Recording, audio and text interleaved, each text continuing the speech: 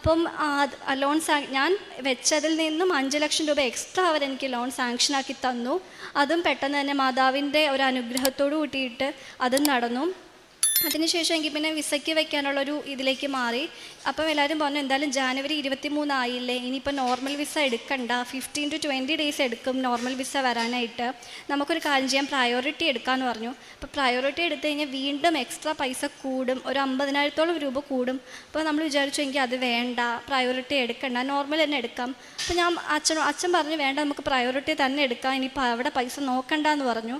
ഞാൻ പറഞ്ഞു വേണ്ട, എന്തായാലും ഇവിടം വരെ എത്തിച്ചില്ലേ, മാതാവ് നമുക്ക് ശരിയാക്കി തരും എന്ന് തന്നെ ഞാൻ പറഞ്ഞു. അങ്ങനെ നോർമൽ വയ്ക്കാനായിട്ട് വിസ ഓഫീസിൽ ചെന്നു എറണാകുളത്ത് പോയപ്പോൾ ഞാൻ ജസ്റ്റ് ഒരു കാര്യം മാത്രമേ പ്രാർത്ഥിച്ചിട്ടുണ്ടായിരുന്നുള്ളൂ. എനിക്ക് 30-ാം തീയതി ഇവിടെ വന്ന് സാക്ഷ്യം പറയാനുള്ള ഇടം മാതാവ് വരുത്തണമെന്ന് മാത്രമേ ഞാൻ പറഞ്ഞിരുന്നുള്ളൂ. അവിടെ ചെന്നു, കാര്യങ്ങളെല്ലാം പെട്ടെന്ന് നടന്നു. എനിക്ക് 23-ാം തീയതി ആയിരുന്നു അവിടെ ഉണ്ടായിരുന്നത്. 24-ാം തീയതി തന്നെ അവർ ഫോർവേഡ് ചെയ്തു.